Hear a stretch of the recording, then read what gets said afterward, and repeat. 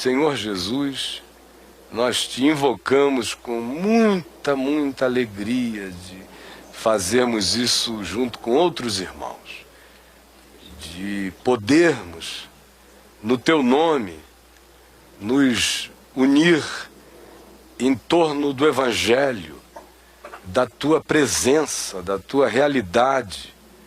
E nós fazemos com a nossa boca a confissão de que tu és o Deus da nossa vida e de que só tu és Deus. Vem e dá que a tua palavra nos lave, nos limpe, nos modifique, nos opere.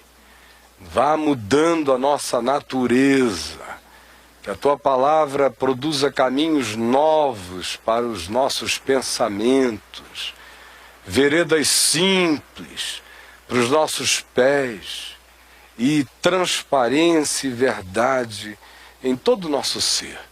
Por favor, vem sobre nós também e cura aquelas coisas que em nós são frutos de doenças antigas, de traumas, de cultura familiar, de impressões equivocadas. Também limpa o nosso coração de toda mágoa e de todo ressentimento. Eu peço que seja assim em mim e em todos aqueles que dizem amém ao Evangelho. Em nome de Jesus. Amém, Senhor. Amém. Gente boa, nós estamos já há muito tempo estudando Mateus 16, agora capítulo 17. Já são, acho que 20, 21 encontros ao todo, só em torno do assunto, do tema do discipulado. Nós vimos aquele primeiro bloco da confissão de Jesus e ficamos meses vendo as significações em torno daquilo ali. Depois nós vimos o convite ao discipulado propriamente dito e as implicações e os discernimentos que aquela percepção nos traz sobre nós mesmos. A gente ficou um tempão vendo a diferença do self fantasioso para o eu que toma a cruz e trabalhamos isso tentando compreender melhor esses sentidos para a nossa existência e o que Jesus estava dizendo de fato. Depois nós entramos neste terceiro bloco no qual nós estamos agora, que é aquele convite à transcendência. Jesus os leva dali para um alto monte e se transfigura diante deles. E nós vimos as implicações e o significado disso no que diz respeito ao convite que a nós é posto para um discipulado integral que inclua todas as dimensões da vida. Porque sem transcendência, sem o encontro com a glória de Deus, o coração de fato não tem a resistência para ir transcendendo, atravessando, passando, pulando adiante, no que diz respeito a todas as dificuldades da existência, porque se não houver a impressão forte da transfiguração e da glória de Deus no nosso coração e da promessa da glória eterna consolidada e crescente em nós, ninguém tem energia para passar intacto, melhorando com as tribulações, aperfeiçoando-se nelas, ficando carregado de um conteúdo cada vez melhor quanto mais o tempo passe. E nós vimos nos últimos dias que, no que diz respeito a esse convite à transfiguração, ele acaba desembocando num outro polo de uma espiritualidade que precisa ser igualmente reconhecida por nós. Porque assim como há a glória de Deus, há treva à nossa volta. Assim como a gente experimenta transcendência, a gente experimenta as valas, os bueiros, as carniças, os abutres, os encontros absolutamente perniciosos e malignos. E aí nós vimos, andando do Monte da Transfiguração, Jesus descendo com Pedro, Tiago e João na direção do vale, onde eles haveriam de encontrar um pai suplicando em favor do seu filho endemoniado, nós vimos que nesse caminho Jesus fala àqueles 3 discípulos da transfiguração sobre a vinda de Elias. E nós ficamos aqui 2 quartas-feiras falando sobre a significação disso. E aí eles chegaram lá embaixo do monte e nós vimos os 3 evangelhos, o que os sinóticos diziam a respeito disso, como cada um pinça aspectos e elementos diferentes que ajudam a gente a fazer um composer melhor daquele quadro.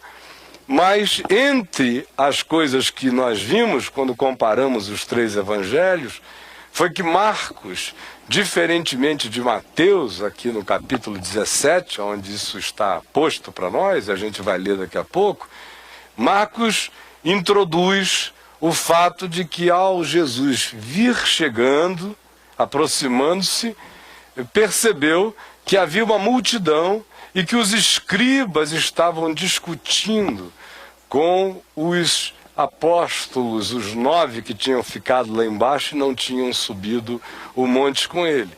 E nós ressaltamos isso especialmente na quarta-feira passada.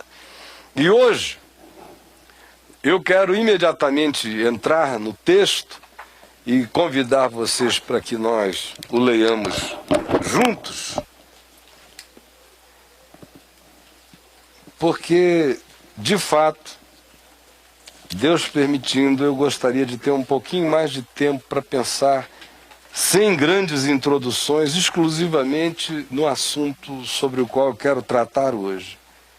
Porque se é fundamental para a gente aguentar o tranco da viagem, é mesmo mais do que fundamental, mais profundo, é essencial que o nosso coração mergulhe na glória de Deus.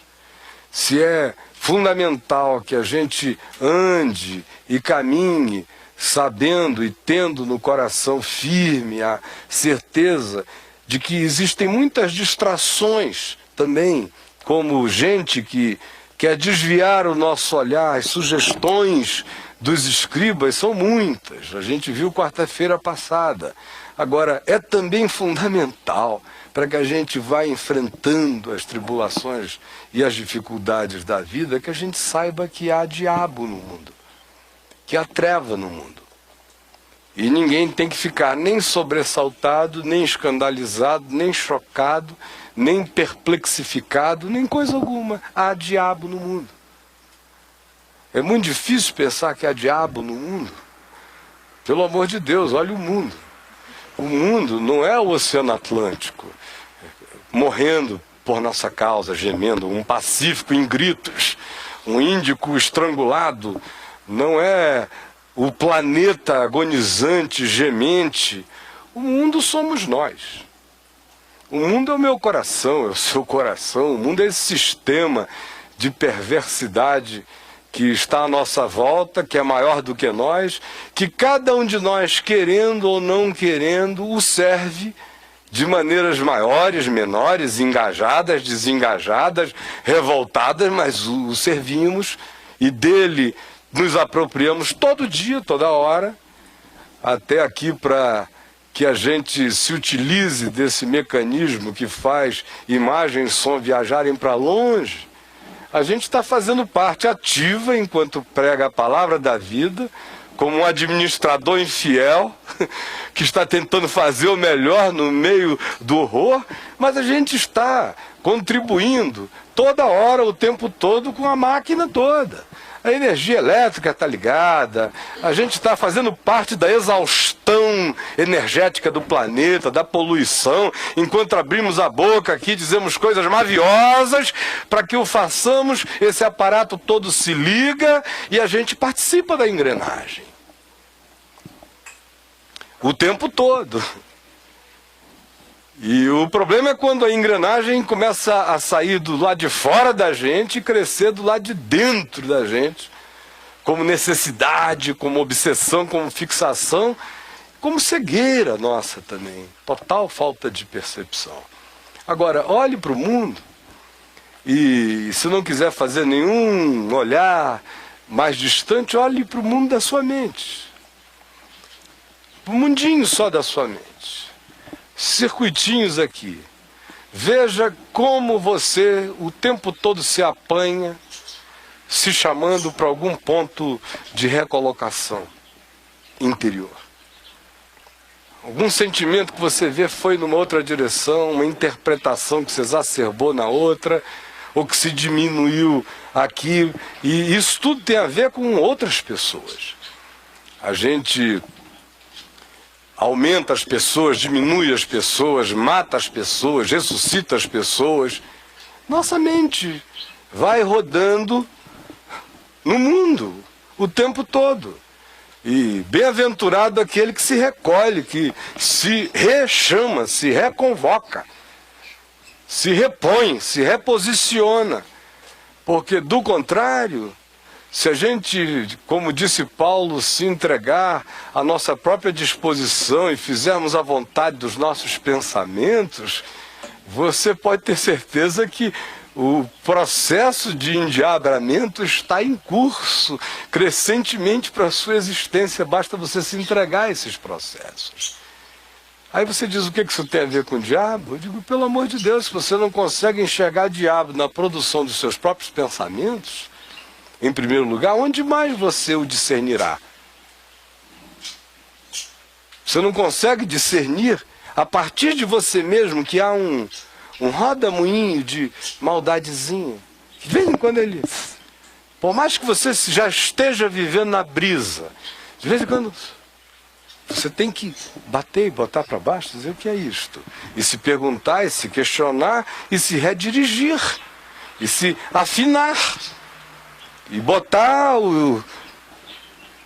usar o diapasão da graça de Deus para que as coisas tenham a sua própria afinação. Do contrário, a gente começa a entrar num processo de distorção total. Agora, alguém pode ficar chocado de dizer que o primeiro lugar aonde eu vejo mal e diabo é no meu processo mental. E eu sei que o meu processo mental não é mau, ele é bom, graças a Deus.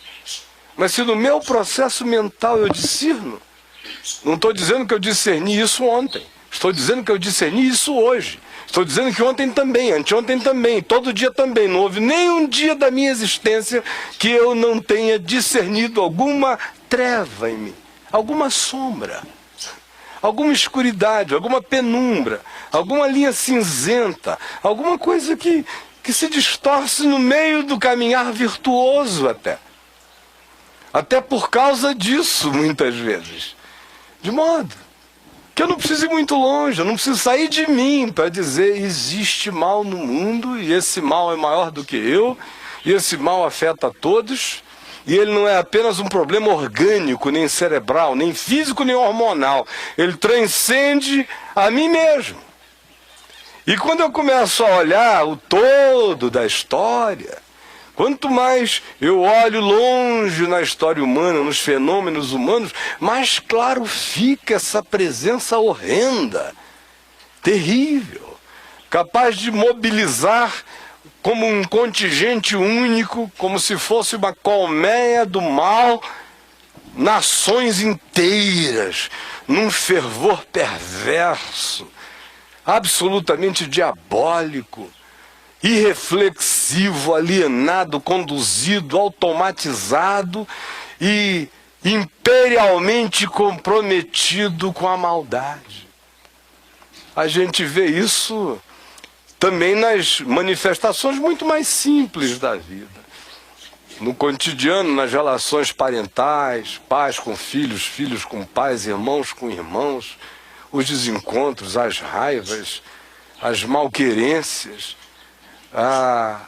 o esquecimento, a amnésia de filhos que só receberam bem e de repente surtam sem reconhecer você. E existem presenças no meio das nossas presenças visíveis. Existem outras. Existe um mundo de dissimulações. A gente tende a cair nas exacerbações, para um lado ou para o outro. Às vezes você começa a querer reduzir toda a experiência humana a um behaviorismo, a um pavlovianismo, a um tipo de psicologia comportamentalista que vai acabar se fixando num materialismo que reduz tudo apenas ao cérebro, aos hormônios, às emoções. Ou então você cai num psicologismo de um nível extremado que quer atribuir tudo à engenharia das relações parentais e aos vínculos e apenas aos traumas. Ou então há aqueles que ignoram todos esses dois elementos anteriores, essas duas camadas anteriores que são verdadeiras, reais, constatáveis. A gente só não pode reduzir a vida a elas, como se elas encampassem tudo. E há alguns que, diferentemente disto, obrigado, querido, reduzem tudo a uma ação que irresponsabiliza o ser humano e atribui tudo ao diabo o tempo todo. Aí nenhum de nós tem responsabilidade por mais nada, foi sempre o diabo que fez. O convite de Jesus ao discipulado nos coloca diante da necessidade de discernirmos o mal, discernirmos o diabo, discernirmos suas manifestações sutis e dissimuladas. Vamos ler o texto então. Mateus, capítulo 17. Mateus 17, nós vamos ler do verso 14 em diante. Está assim dito, gente querida. E quando chegaram para junto da multidão, aproximou-se dele um homem que se ajoelhou e disse: Senhor, compadece de meu filho, porque é lunático e sofre muito, pois muitas vezes cai no fogo e outras muitas na água. Apresentei-o a teus discípulos, mas eles não puderam curá-lo. Jesus exclamou: ó geração incrédula e perversa, até quando estarei convosco, até quando vos sofrerei? Trazei-me aqui o menino. E Jesus repreendeu o demônio, e este saiu do menino, e desde aquela hora ficou o menino curado. Então os discípulos, aproximando-se de Jesus, perguntaram em particular: por que motivo não podemos nós expulsá-lo? E Jesus lhes respondeu: por causa da pequenez da vossa fé. Pois em verdade vos digo que se tiverdes fé como um grão de mostarda, direis a este monte: passa daqui para acolá, e ele passará.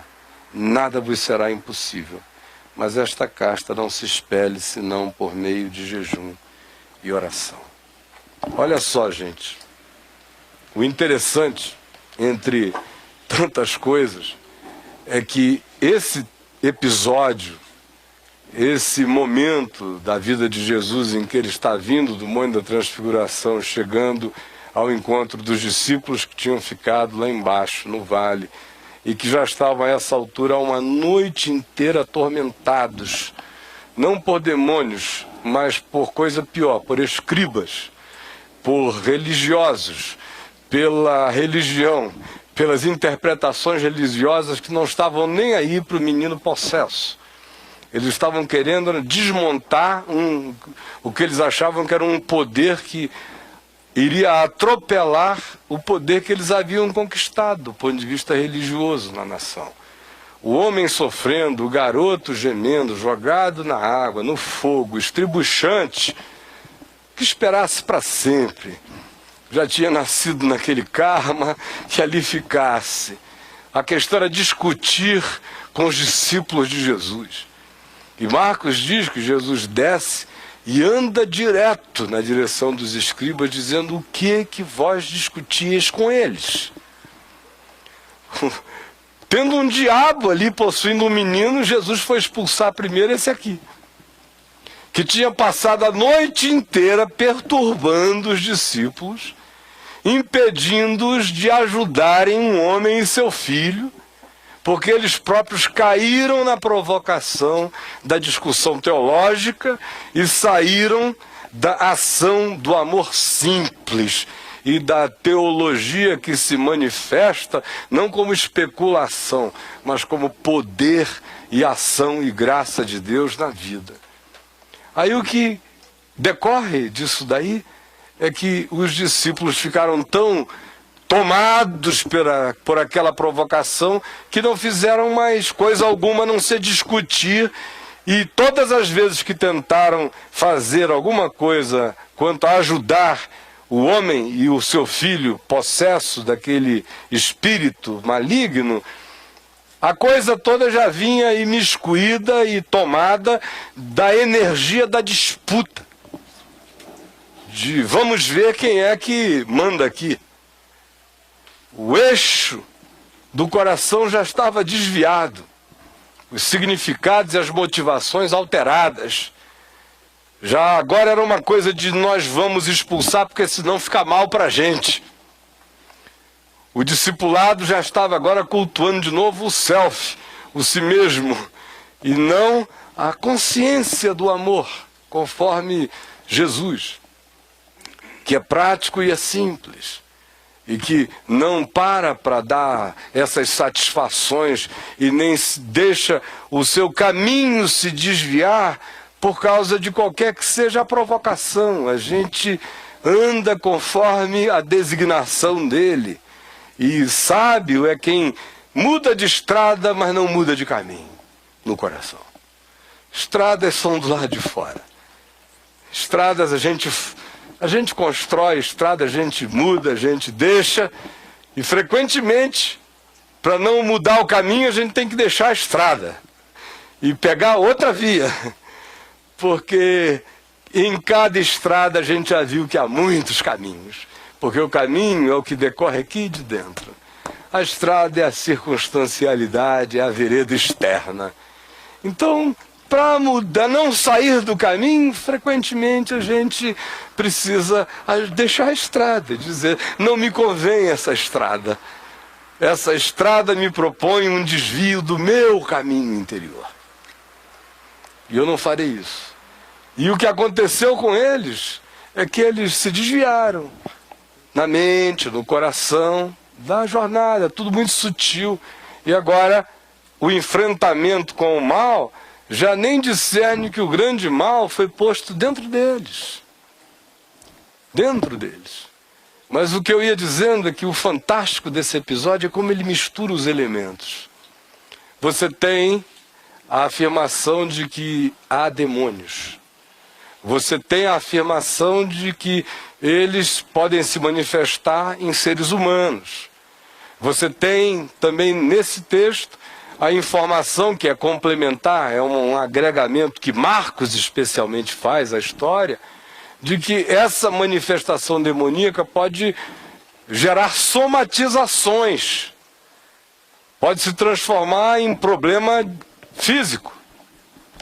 Porque Marcos, diferentemente de Mateus e Lucas, agregam um elemento a essa percepção, dizendo que o menino era surdo e mudo. Ele não só tinha esses ataques que aqui Mateus descreve como lunatismo, lunático, é o pai do menino que teria dito, meu filho é lunático. Lucas diz que era lunático e único. Marcos diz que sofria por causa daquela situação que se assemelhava externamente a uma epilepsia com convulsões, mas ele também carregava, por conta disso, algo mais, ele ficara surdo e mudo.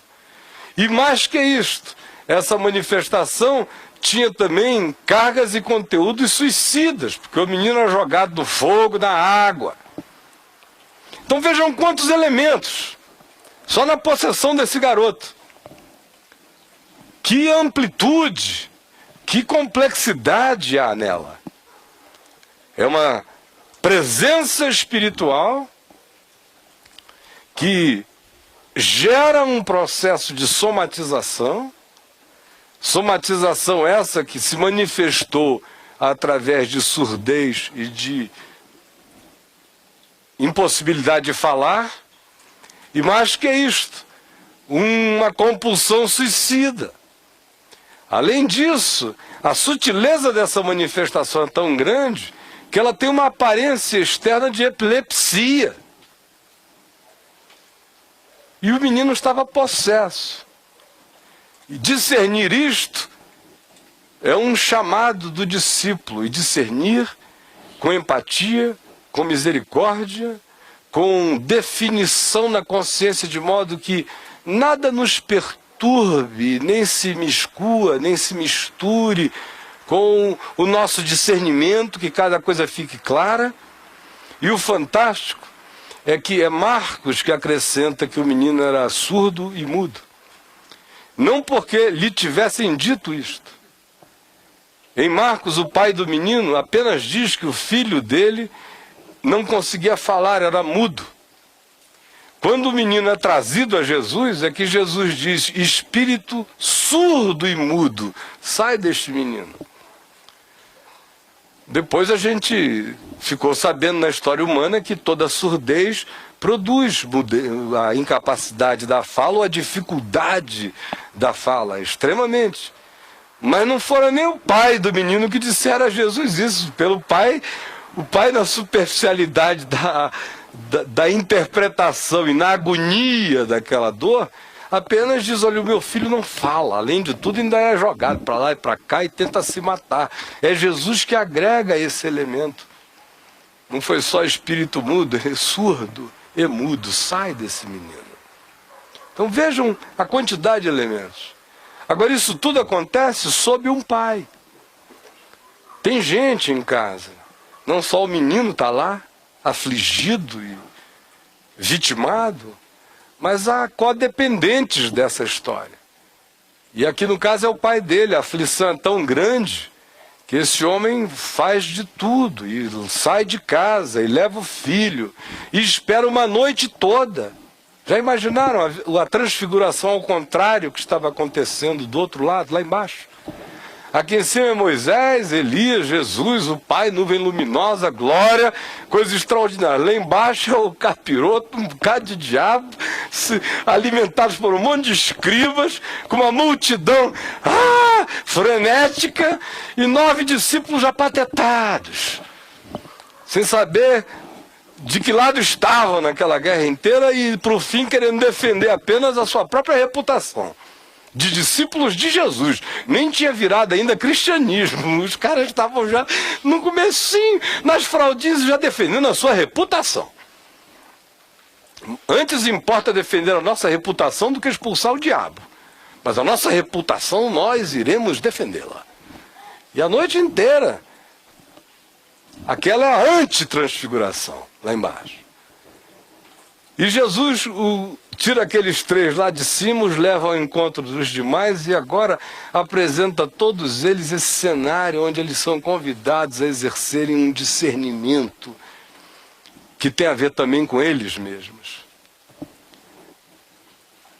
Lembram que lá no texto se diz que quando Jesus chegou e que o pai contou a história, ele concluiu dizendo: roguei a teus discípulos que expulsassem o demônio do meu filho, mas eles não puderam fazê-lo, não conseguiram. Aí Jesus disse: ó geração incrédula e perversa, até quando estarei convosco, até quando vos sofrerei? Trazei-me o menino. E logo a seguir ele expulsa o demônio. Mais adiante ele está sozinho com os seus discípulos, e eles perguntam: mestre, por que nós não pudemos expulsar o demônio? Aí Jesus disse: por causa da pequenez da vossa fé.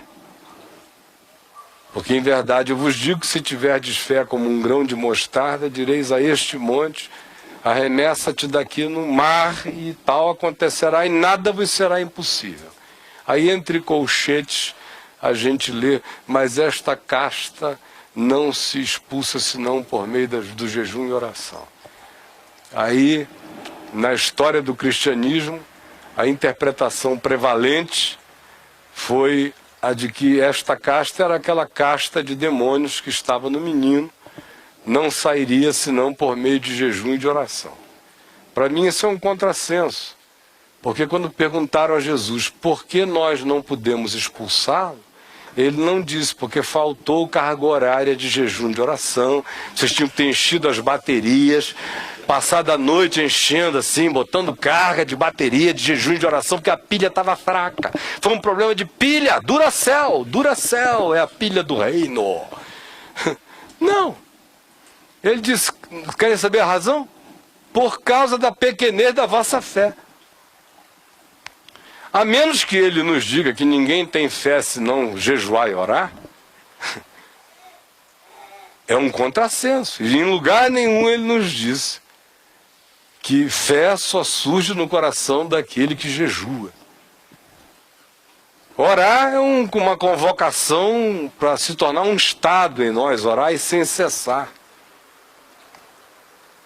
O jejum, os profetas nos chamam para fazer jejum de pensamentos maus, para matarmos os pensamentos maus de fome, os sentimentos maus de fome, matarmos as ações ruins da nossa vida de fome. Esse é o jejum que agrada a Deus. Isaías 58 completa, dizendo que, de fato, esse jejum é feito de ações.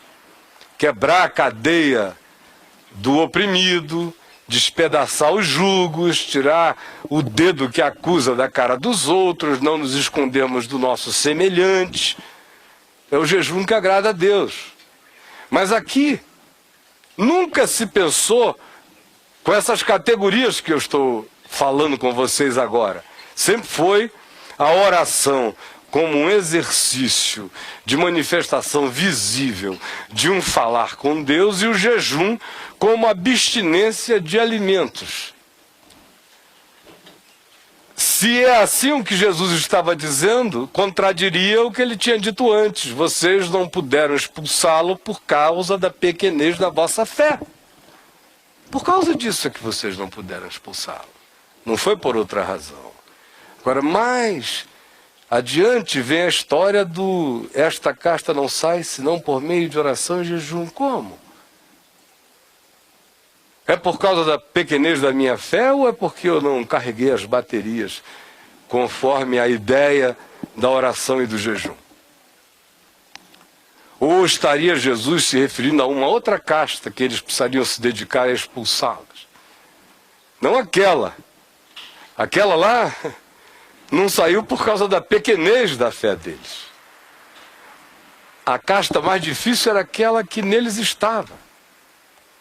Essa só seria quebrada por meio de muito quebrantamento, de muita oração, de muito jejum, de muita luta, de muita tribulação, de muita privação. Você lá adiante vê João chegar, um homem sem castas. Deus é amor. Quem ama é de Deus, quem não ama não é de Deus. É simples assim. Olha a viagem que o homem fez no curso da vida para chegar naquele estado de cristalinidade e simplicidade. Foi muito jejum, muita oração, muita trilha e trilhamento da existência na jornada para o indivíduo chegar àquela centralidade de equilíbrio de consciência em Deus e de segurança total nele. E esse discernimento a gente tem que fazer não do lado de fora, mas do lado de dentro. Ó geração incrédula e perversa, a quem que Jesus se referia? Ao pai do menino? Também. A multidão? Também. Mas sobretudo, aqueles a quem ele vinha ensinando. Esses é que não puderam expulsar o demônio. Não foi essa a afirmação? O pai do menino nunca tinha sido ajudado em nada, não conhecia nada, estava chegando agora, estava pedindo socorro, estava dizendo, eu não tenho saída sozinho, me ajudem. Agora, quem estava ali supostamente para ajudar, são esses que ficaram enredados pelos escribas. Então, pelo menos há dois grupos bem mais responsáveis. Em segundo lugar, os escribas. Em primeiro lugar, os discípulos. Porque até mesmo os escribas estavam ali como escribas, na doença de um escriba, com as obsessões de um escriba, com as neuroses de um escriba. Agora, os discípulos é que tinham ficado impressionados, provocados, lutando, perdendo o foco, o sentido, uma noite inteira de distração com agentes do inferno, sem conseguirem dedicar-se em empatia, em amor, ao menino que estava ali gemendo, ao pai angustiado. A reputação ficou muito mais importante, de repente, do que o significado da dor do outro e do poder que, em nome de Jesus, eles teriam para ajudar aquela pessoa e a qualquer um. De modo que esse ó geração incrédula e perversa cai muito mais na minha cabeça do que na cabeça dos escribas, do que na cabeça de qualquer outro, do que das multidões ou de qualquer outra pessoa. Eu é que venho sendo ensinado. Eu é que estou aqui reunido, em pé, falando em nome de Jesus. A minha responsabilidade é maior do que a de qualquer diabo ou de qualquer outro ser humano, porque eu estou me levantando e dizendo, eu creio, eu sigo, eu quero segui-lo. Então, em qualquer lugar onde eu esteja, e a vontade de Deus não seja feita enquanto alguém me pede ajuda, e que Jesus venha dizer, ó geração incrédula e perversa, pode estar o mundo inteiro, eu vou saber que em primeiro lugar ele está falando é comigo. E o discípulo que perde a possibilidade de ouvir a vida inteira o que quer que de mais ruim proceda da boca de Jesus, sem a suspeição de que aquilo possa ter a ver com ele, esse indivíduo vai se desviar, vai trocar o caminho pela estrada. Com certeza absoluta. O que me salva todo dia é toda vez que Jesus diz, ó geração incrédula e perversa, eu não ficar pensando, são os escribas. Será que ele está falando do pai do garoto, hein? Será que ele está falando dessas multidões? Sinceramente, toda vez que ele diz isso, quem treme sou eu. Eu sou a geração incrédula, eu sou a geração perversa. Eu é que tenho sido exposto ao Evangelho o tempo todo, mais do que a maioria dos seres humanos. Eu é que posso me distrair conversando com escribas e discutindo minúcias de espiritualidades vazias, de diabolices teóricas, enquanto aqui ao lado alguém geme, morre, e eu discuto teologia. E digo que estou fazendo isso enfrentando o inimigo de Deus, que está desafiando a Jesus. Arranjo logo um laboratório que torne ungida e piedosa a minha distração. Enquanto eu mesmo não me comovo na direção daqueles em relação a quem Jesus tem urgência total. Quando Jesus chega, ele prioriza os ataques. Vai direto em cima dos escribas e diz, olha, o que vocês estavam discutindo com eles? Sai daqui. Coisa ruim. E aí vem o povo. E o pai dizendo, meu filho, está nessa situação e narra a história. E Jesus então diz, trazei-me o menino. É pressa total. E quando o menino chega, a única pergunta de Jesus, conforme Marcos, é, há quanto tempo isto lhe sucede? E a resposta foi, desde menino.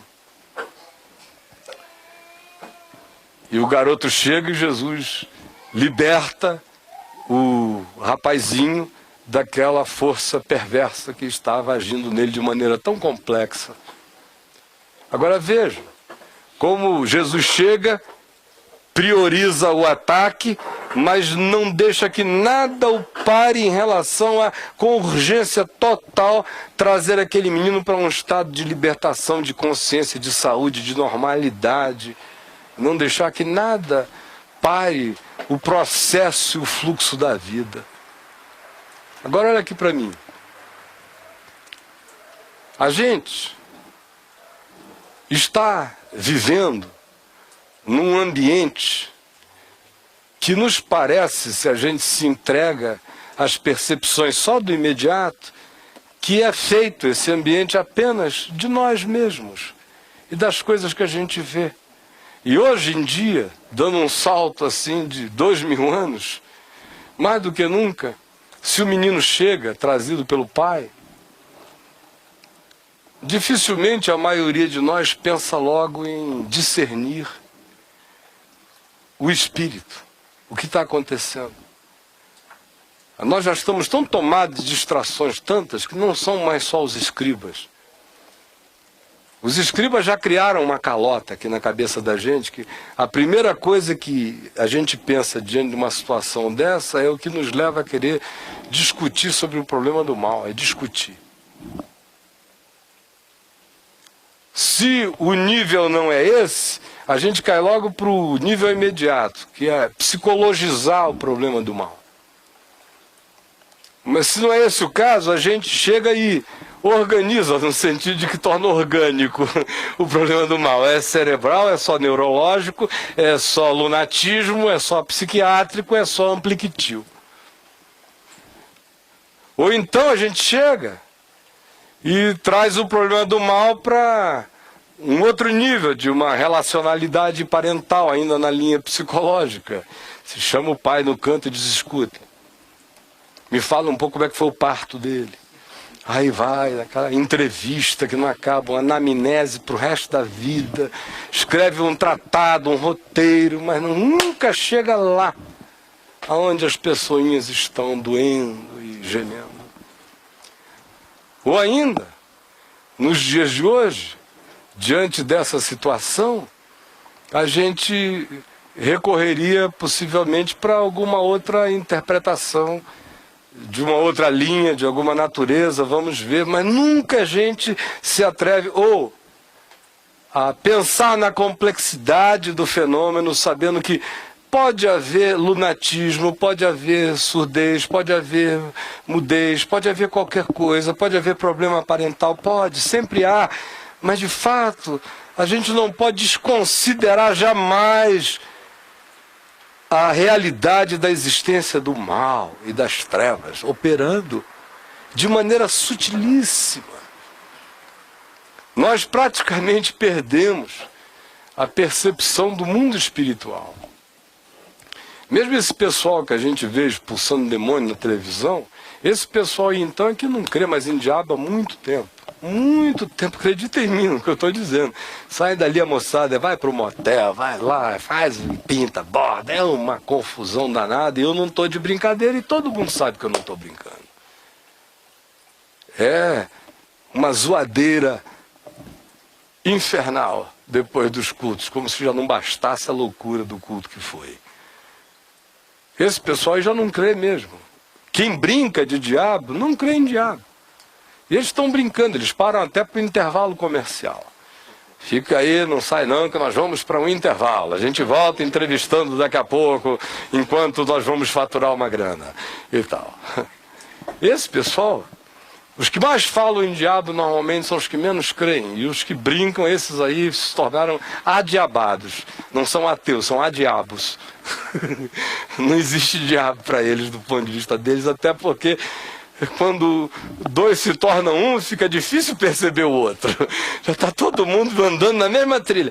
É uma sutileza horrorosa. O cara pode ficar expulsando o diabo, cheio de diabo no processo mental e sentimental e emocional e interior dele.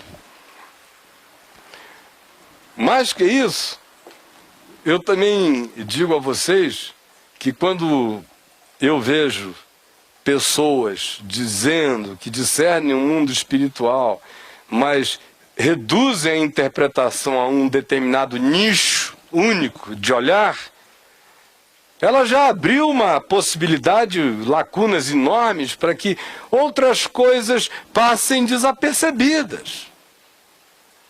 O olhar do discípulo tem que ser sempre holístico, como de Jesus, sempre tomado de completude. O máximo que a gente puder enxergar. E ele vai verificando ponto a ponto. Desde quando isso acontece? Ele vai vendo. Ele mesmo é quem diagnostica a mudez, que não foi mencionada em momento algum. E ele vai vendo cada camada. E existe diabo, existe um processo mental alterado, Existem somatizações que decorreram desse processo mental alterado e fixadamente alterado e que acabaram somatizando-se em áreas diferentes da percepção e das expressões daquele menino. E a pulsão dessa força espiritual maligna dentro dele era autodestrutiva, a ponto de que o garoto era jogado na água, no fogo, e havia aquelas convulsões horrorosas e essas salvações angustiadas a que esse pai já se tinha entregue como missão a vida inteira. Nós, no entanto, dificilmente mantemos esse olhar. A gente tende a exacerbar as coisas, a fazer supressão, a reduzi-las, ou a sentarmos-nos naquilo que para nós seja mais conveniente ou mais descansado pensar agora. Mas como discípulo de Jesus eu não tenho permissão para olhar para nada que seja menos do que a totalidade da existência e da vida, até onde os meus olhos possam ver e alcançar para discernir. Em relação a mim mesmo, em relação a ajudar meu próximo. Agora a sutileza é grande. A gente está aqui e os nossos olhos espirituais estão fechados, a gente não está vendo nada. Eu me lembro do meu pai, assim que eu me converti, eu encontrei Jesus no meio de um clima de muita intensidade espiritual, na década de 70, na cidade de Manaus.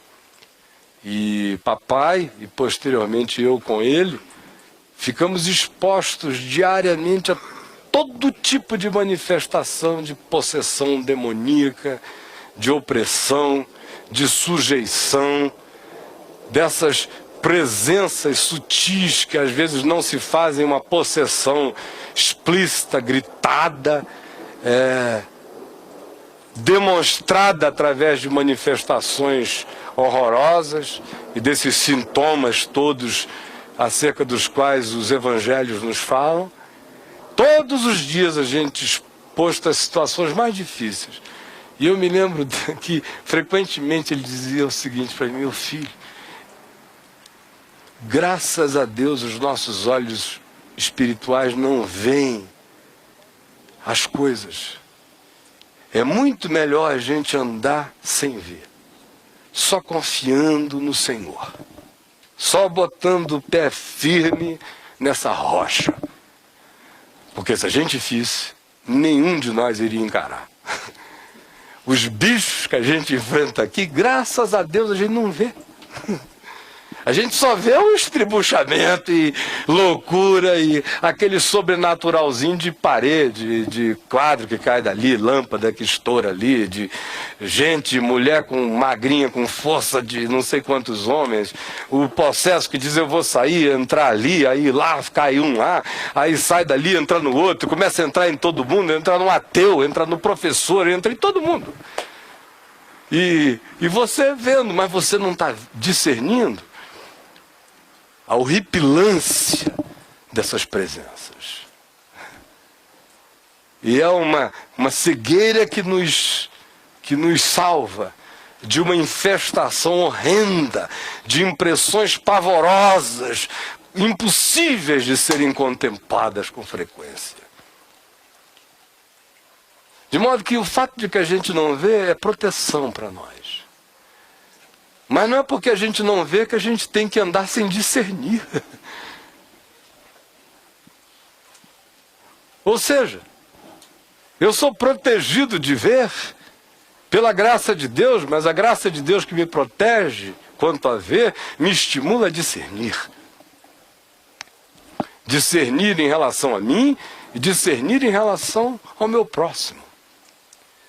Não discernir por discernir, discernir em mim para tomar providências, para saber que essa casta aqui, que eu sou, não será mudada senão por meio de muito quebrantamento, jejum e oração.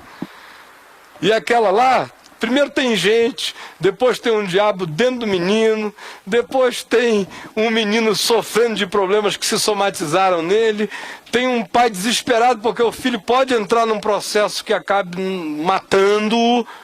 Tem tudo isso a ser contemplado, a ser objeto de amor, carinho, solidariedade, atenção. Nunca os escribas, sempre os tereis convosco, eles estarão sempre à roda, tentando distrair, e a gente tem que discernir. A multidão vai estar sempre presente, especialmente se houver diabo, tem gente. Sempre tem gente, tem um caído, muitos caídos, ou tem um caído e um pai desesperado, tem um caído, um pai desesperado e um monte de discípulos distraídos, tem outros diabos bem vestidos e falando e fazendo considerações sobre o problema do mal, impedindo ações em favor da solução do problema do mal. Então a multidão sempre distraída, extremamente correndo para um lado, para o outro, vendo a confusão. Todo mundo ali já vai organizando grupo, tribo de discussão, eu acho que quem vai resolver essa parada aí é um tal de Judas Iscariotes. Judas estava lá entre aqueles 9. Meu voto é para ele. Parece o mais articulado ali. É quem mais conversa com os escribas. Quem mais tem argumentos. Aí o outro, eu acho que vai sair daquele Bartolomeu lá. É meio grandão, cara. Acho que pode ser dele. Aí vão organizando aqui os grupos, as torcidas, as impressões, as interpretações. De manhã cedo Jesus chega, corre todo mundo. Ele chegou, a multidão está aí também. Sempre. Sempre do mesmo jeito, sempre alienada, tomando partidos, torcendo, pintando a cara. Aquela irreflexidade de rebanho organizado, aerobicamente preparado para qualquer que seja a situação, não importa, a gente está aqui para torcer. Eu sou uma multidão convicta, eu faço parte da multidão. Diz o indivíduo. Eu tenho pânico da multidão. Nunca quis andar com a multidão, espero nunca fazê-lo. Não existe sabedoria no caminhar da multidão, vox populi, nunca quase foi vox dei. Em muitos casos, foi depois que o indivíduo já estava na multidão, acorda na outra ponta do processo. Quando a opressão já está comendo ela viva, ela tem vox populi. Mas antes de entrar, quase nunca tem. Se mobiliza para a revolução, vamos lá, isto e aquilo. Estão sempre comprando alguma causa e todos marchando juntos, até que o barco vira, eles gritam socorro. Eu não quero fazer essa jornada. Nem tenho esse compromisso, e a multidão nunca será meu dogma na vida. Nunca foi e nem será. Nem ser do contra também. Às vezes você pode estar com ela, pode não estar com ela, você tem um caminho. Você não é um ente de estradas. Você tem um caminho fixo, definido, vivo, dentro de você, que se tornou consciência em você. O chamado de Deus, no entanto, para nós que somos discípulos, é para a gente enxergar esse escopo todo, desses elementos que estão presentes aqui, que foram descritos nesse texto, nesse episódio, nessa passagem, que estão presentes na vida de todos nós, todos os dias. E a gente precisa ter discernimento para ver que não existe movimento humano sem presença maligna. Não existe ação humana que não se faça cercar de presenças perversas. Sempre. E eu ia dizendo que lá em Manaus, com meu pai, eu fui aprendendo a ver as diferenciações desses aspectos todos. E, às vezes, o chocante era você ver que a pior manifestação de possessão demoníaca é aquela que não estribucha ninguém. Não estribucha ninguém. Eu vou só contar uma história para ilustrar o que eu estou dizendo. Uma vez nós estávamos em casa no domingo à tarde e veio alguém da nossa comunidade lá, que era a Igreja Presbiteriana Central de Manaus, e chegou lá em casa pedindo socorro para que nós fôssemos ajudar uma família, uma determinada região lá da cidade. E eu fui com meu pai para presenciar uma situação extremamente diferente de todas as outras, que tinha a ver com o fato de que uma mulher estava em casa com o marido dela e o irmão.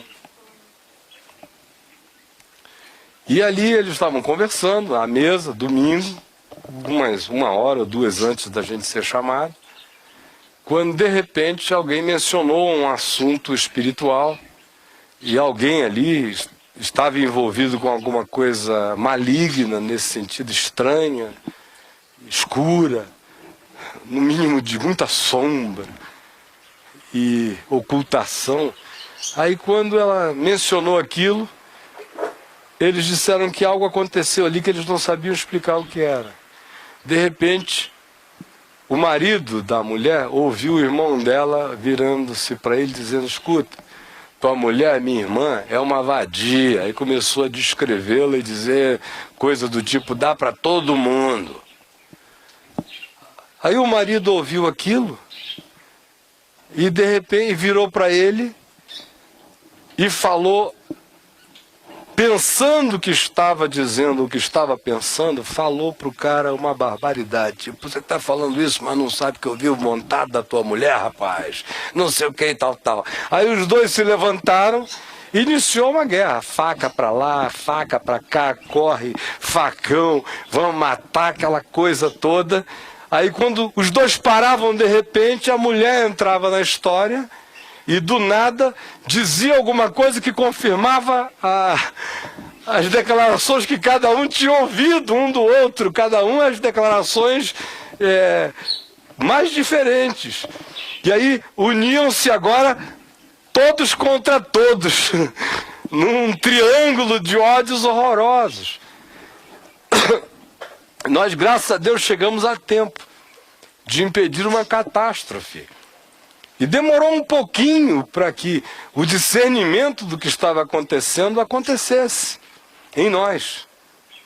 Mas quando aconteceu, tudo ficou claro de repente. E que sutileza! Ninguém lembrava de ter dito nada acerca do que se a ele atribuía. Mas sempre havia duas testemunhas. Não, você falou. Você falou. As duas testemunhas confirmavam o que o cara tinha dito, e ele mesmo não tinha consciência de o haver dito. E se alguém estivesse filmando, não veria ninguém se alterar, não veria ninguém cair, não veria coisa alguma. Aparentemente ninguém estava bêbado. Agora vocês vejam a quantidade enorme de discussões que são tomadas pelo inferno na comunidade humana. De espíritos que vão se ataviando, se colando, presenças perversas na gente, suscitando confusões impensáveis, distorções do nosso processo mental, coisas que a gente não vincula quase nunca hoje em dia a manifestações espirituais ruins. De modo que as possessões caricatas e estereotipadas vão se tornando cada vez tão mais ridículas, essas que a gente vê na televisão, que são quase contratadas ou são sugestionadas, mas quase nunca são manifestações espirituais, e a intenção do diabo é não validar aquelas possessões com a presença ativa dele, porque fazendo assim, ele aprofunda muito mais a doença humana e o circo inteiro que dali decorre. Agora vejam, como é possível uma coisa chegar com esse nível de sutileza, de grudando em relações humanas, de gerar esse tipo de confusão interpretativa que vai acabar gerando rotas de colisão, que vão gerar declarações que se tornam crescentes nos seus ecos agonizantes aqui dentro da gente acerca do que o outro disse a nosso respeito ou acerca de outras pessoas. Em outras palavras, o texto nos coloca diante de uma situação espiritual com tantas variáveis, com tantas complexidades, com tantas vertentes, com tantas camadas, com tantas dimensões envolvidas e implicadas, a meu ver, para nos colocar diante da percepção de que nós, como discípulos de Jesus, andamos num mundo espiritual e numa existência feita de uma variedade imensa de manifestações, todas elas penetradas, eivadas, mexidas, usadas pelos mesmos espíritos, pelos mesmos agentes, sem falar que aquela mesma realidade se manifesta às vezes em nós de um outro modo, nos distraindo, nos comprometendo com uma agenda diferente, nos fazendo voltar o olhar na direção de uma discussão que não gera nem libertação, nem vida, nem discernimento, enfim, de todas essas coisas às quais nós temos nos acostumado. E aí fica até melhor para nós pensar que o demônio não saiu porque a gente não teve tempo nem de jejuar nem de orar. Ao invés de ter sido exclusivamente por causa da pequenez da nossa fé, pequenez da nossa visão. Porque a fé é a certeza de coisas que se esperam, isso deveria ser a libertação do menino. E a convicção de fatos que se não veem, essa era a possessão demoníaca. Eram os fatos que não se viam, a presença dos diabos presentes ali. Era a pequenez da fé. Agora, é mais conveniente não olhar para o fato simples. De que o andar com Jesus em fé crescente, consciente, em sabedoria e conhecimento de discernimento espiritual para olhar a vida, é o que nos prepara todo dia em certeza acerca de que já está tudo feito e consumado por Jesus e em Jesus, é o que nos capacita, nos condiciona, nos legitima o tempo todo para toda e qualquer boa obra, e para todo e qualquer enfrentamento, e para todo e qualquer que seja o bom combate. Mas a gente, ao invés de pensar nisso como algo que a gente carrega e pode carregar dentro de nós preferimos, em geral, a interpretação mágica. Vamos parar para jejuar e orar, que a gente se imanta, e aí, quando a gente chegar, tudo que é diabo corre. Jejum e oração não é para o diabo de lá fugir. Jejum e oração é para o diabo daqui não ficar em mim. Na minha incredulidade, na minha distração, na minha capacidade de mudar o tema, a agenda, as importâncias, de deixar de perceber o que é vida em cada situação, em cada ambiente, em cada circunstância, em cada momento. Qual é a prioridade do Evangelho no meu coração a ser praticada naquela hora? Isso aí a gente não quer, a gente prefere uma solução mágica que até nos eximiria, dizendo, poxa, mas também com aqueles escribas perturbando, aquele povo perguntando por ti, Jesus. E aquele pai falando no nosso ouvido, aquele menino gritando, não dava para se concentrar, expulsar demônio nenhum, também pudera, né? O senhor tinha que chegar, nos render, agora a gente sai para jejuar e orar, depois a gente fica preparadão, o senhor nos manda para alguma missão, tipo National Geographic, Exorcism, alguma coisa assim. Do que simplesmente a gente admitir que a geração incrédula somos nós, admitirmos a perversidade dos nossos processinhos supostamente domados por Deus e que não estão enquanto não viram consciência em nós, todo dia. E aí, por isso, também é extremamente mais fácil a gente se dedicar à ideia de que a nossa preparação espiritual vem de algum evento ou advento, e não de um caminho interior, intenso, cotidiano, frequente, consciente e exercitado, todos os dias. Aí você diz, exercitado todos os dias? Eu digo, porque não precisa alguém cair na sua frente todo dia para você se exercitar no discernimento espiritual. Basta você olhar para você mesmo. Você quer começar a aprender a discernir espíritos? Eu lhe ensino qual é o único melhor lugar. Dentro de você. É aqui dentro. Quando eu começo a discernir, não espíritos no sentido de que você esteja habitado, relocado, tenha havido a permissão para uma locação espiritual sutil na sua existência, ou para uma possessão. Não é disso que eu estou falando. Estou falando de uma maneira mais simbólica agora.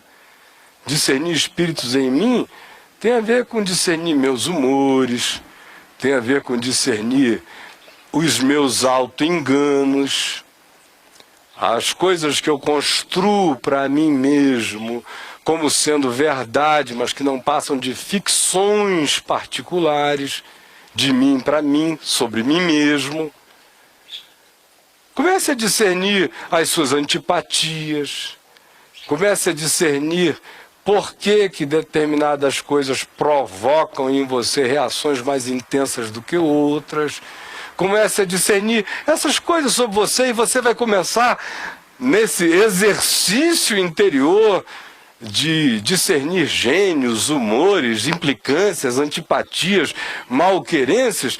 Você vai discernir a você mesmo em muitas coisas, e é desse discernimento que nasce o exercício, para eu discernir qualquer que seja o mal ou a perversidade na existência do meu próximo. Se eu não discerni-la a partir de mim mesmo, se os meus processos interiores sendo exercitados não forem o meu treinamento, como é que você acha que eu discernirei em qualquer outra pessoa, se isso não começar como alguém que tenha coragem de olhar para si mesmo? Se eu não tiver coragem de discernir as minhas dinâmicas interiores, de discernir quais são os processos mentais aos quais eu me aferrei, de discernir porque eu guardo com tanto carinho os meus traumas, se eu não discernir por que eu acalento com tanta complacência determinadas coisas que me fazem mal, mas que eu as estimo como se fossem direitos meus? Quando eu começo a discernir essas coisas em mim mesmo, a minha sensibilidade espiritual vai crescendo, de modo que todo indivíduo que tenha discernimento de espíritos por lá de fora, haverá de tê-lo antes como discernimento por lá de dentro de si mesmo. Se o processo não começar aqui em mim, como é que eu vou enxergar o outro? Jesus disse: hipócrita, tira primeiro do teu olho, então tu verás claramente para enxergar melhor o teu irmão. Mas começa a enxergar você mesmo. Veja a trave que está no seu. Discípulo sem discernimento é como um avião sem bússola. Hoje em dia seria sem GPS, sem conexão celestial. É um perigo. Vira uma bomba na mão de um Bin Laden da vida, um discípulo. Na mão de um desses Bin Ladens que estão aí. É um discípulo sem discernimento. Vira um soldadinho de chumbo. É bom para engajar em tempo de campanha política, trabalhar para o pastor que é candidato, para o candidato da denominação. Vamos encher, vamos mobilizar, vamos vender, vamos conseguir. Todo mundo é aplicativo, ali correndo, ninguém sem pensar em nada. Processo nenhum, coisa nenhuma. Isso é o discípulo sem discernimento. Nós somos chamados, no entanto, para começarmos em nós mesmos esse discernimento. Para contemplarmos na vida todas essas camadas e dimensões. O corpo existe. Ele tem problemas. Ele pode ter, ele adoece, ele se fragiliza, ele tem deficiências, ele se vicia, ele se condiciona. Essas coisas têm que ser tratadas nesse nível. A psique existe. Ela, impressionada, deflagra processos físicos terríveis, sérios, às vezes aniquiladores. E a dimensão espiritual é mais do que real.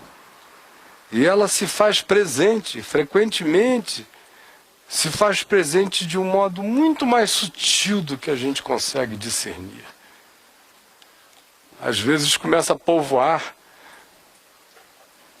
os nossos pensamentos de temas, de suspeições, de enciumamentos, de zelos e angústias ruins, ou de paranoias em relação ao outro, ou de impressões distorcidas. Aí daqui a pouco se transforma num tema externo, de confrontação, de discussão, de enfrentamento, que vai acabar gerando uma irradiação espiritual e mental extremamente danosa. O indivíduo começa a olhar o outro da pior forma possível, aí o outro vai se deformando cada vez mais ante a interpretação dele e vice-versa.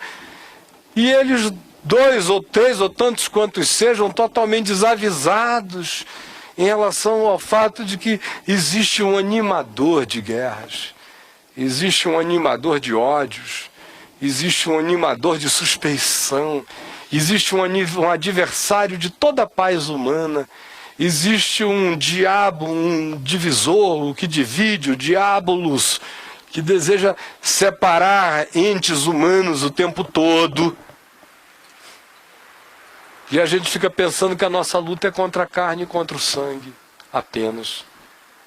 Carne e sangue, frequentemente, são apenas as representações dramáticas das situações espirituais muito anteriores, ou mais elevadas no sentido do poder que está agindo ali no imediato. Isso não irresponsabiliza ninguém. Cada um e cada ser humano não terá jamais o poder de transferir para diabo algum as suas próprias responsabilidades. Cada um leva a sua. E o diabo leva a dele, podem ter certeza disso. Nós, no entanto, somos gente da verdade, chamado para a verdade, e temos que começar esse discernimento dentro de nós.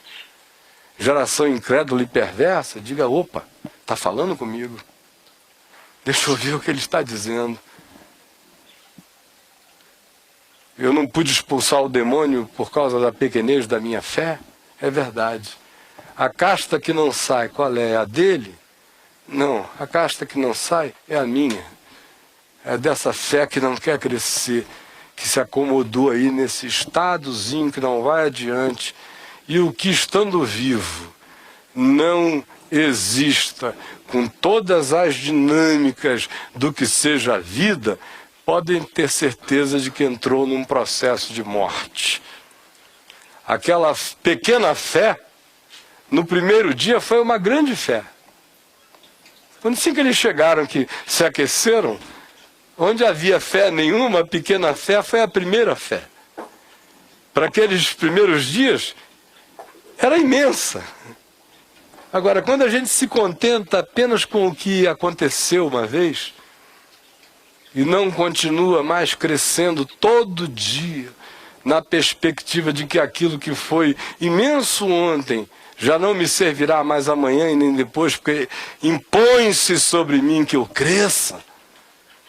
Mas se eu entro no processo de nanismo, aquilo que no início foi lindo e maravilhoso, com o passar do tempo se torna pateticamente pequeno em relação à realidade etária da experiência. Dado o tempo decorrido, já se deveria estar muito mais adiante, muito mais além. Notem que o que a gente acha engraçado numa criancinha de 1 ano, 2 anos ou 3 anos, você já não consegue mais achar engraçado nela mesma com 5, nela mesma com 7, nela com 12. Fazendo aquilo já é um caso de internação praticamente. Você não consegue achar engraçado um cara de entre 20 e tantos anos, já atingiu a maioridade, daí para frente, agindo como um adolescente, eternamente, com aquelas mesmas coisinhas. Quando era adolescente, a gente até acha engraçado. O pai fala até orgulhoso: ah, rapaz, meu garoto vive olhando as meninas assim, dizendo isso e aquilo. O pai fica até feliz. O garoto, ó, meu garoto, eu estou livre desse mal. O menino é pegador. Aleluia, graças a Deus. E tal. Deixa ele se assanhar agora que a gente segura um pouco depois. Mas se ele chega aos 20 e tantos, com aquela atitudezinha de um garoto de 13, vai ficando patético. O pai começa a ter vergonha. Vergonha. Porque está fora da hora. Era bom lá atrás, hoje é ridículo. a vossa fé é pequena. Porque, dado a esse tempo, vocês estão se tornando uma geração incrédula e perversa. Até quando estarei convosco? Até quando vos sofrerei? E se ele estava com algum grupo, mais do que qualquer grupo na face da terra, era com aqueles 12. Mais do que com a multidão, do que com qualquer um. Aqueles 12 que estavam ali. Se tinha alguém para ouvir aquilo melhor do que qualquer outra pessoa e dizer, epa, tem a ver comigo, eram eles.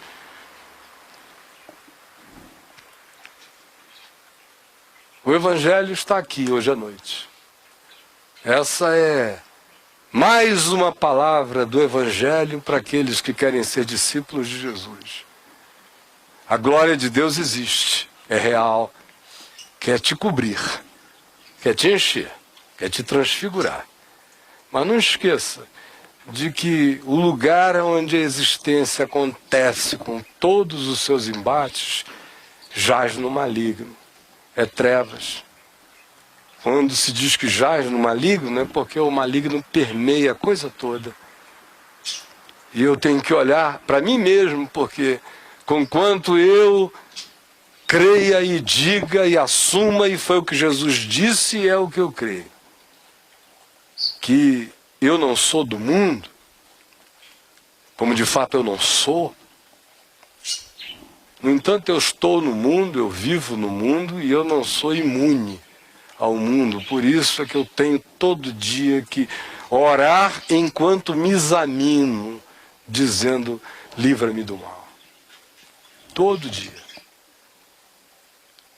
Quem quer que queira se preparar para viver caminhando com discernimento e graça, tem que começar essa tarefa dentro de si todos os dias. E tem que saber que ela não pode parar em nós mesmos, porque ela não é um fim em si mesma. Ela inicia em nós, mas ela tem a sua decorrência na vida, onde os entes humanos aos quais nós somos enviados estão igualmente carecendo de graça. E mais do que igualmente, estão desesperadamente, muitas vezes, carecendo de graça, enquanto eu, que tenho me chafurdado em tanto conhecimento espiritual, fico discutindo doutrina e teologia com os escribas e fariseus. Me descuidando do fato que, enquanto eu faço isso, eu estou alimentando um processo de diabolos, discussão. No grego, quase todos esses prefixos di significam que aquela palavra vem da mesma raiz do que significa divisor. É o que divide. E discutir, frequentemente, é um dividir profundamente. Muito pouca gente discute sem transformar aquilo em diabolos, em divisão, em acirramento, em partidarismo, em posições irrevogáveis, imutáveis e inarrependíveis. São poucos. Por isso, nem brinque disso. Tente manter seu coração sabendo que você, para ser útil nesta vida, precisa começar a ter desconfiança permanente a respeito de você mesmo em relação a tudo. Não confie nos seus processos mentais, dizendo, não, eu fui já muito bem, eu sei que eu sou de Deus. Mas se você é de Deus, verifique, e eu sei que você é mesmo, mas verifique isto todo dia através do resultado do seu pensar, do seu sentir, do seu decidir, do seu fixar coisas. É fácil a gente saber quem a gente se tornou, bastando olhar para dentro do baú do ser e ver quais são os objetos guardados na nossa despensa mais profunda. Quais são as coisas que estão no nosso baú?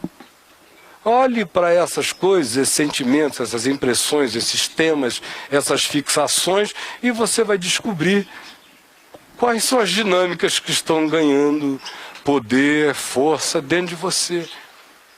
E ainda que você só identifique temas legais, não fique satisfeito com isso. Olhe as motivações, a interioridade.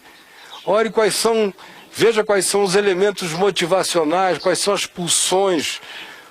O que é que de fato produz mover interior em você nessas direções. Porque, como eu disse no início, às vezes até a piedade vai virando camada dissimuladora ante os nossos olhos, de modo que a gente não discerne que algum elemento já mudou, lá na essência a gente não notou. Era isso que eu queria dizer hoje à noite. E eu gostaria de todo o coração que cada um guardasse tudo, com a melhor atenção, com a melhor disposição, e caminhasse no sentido de exercer o melhor discernimento. Vamos orar? Vamos ficar em pé, descansar um pouco?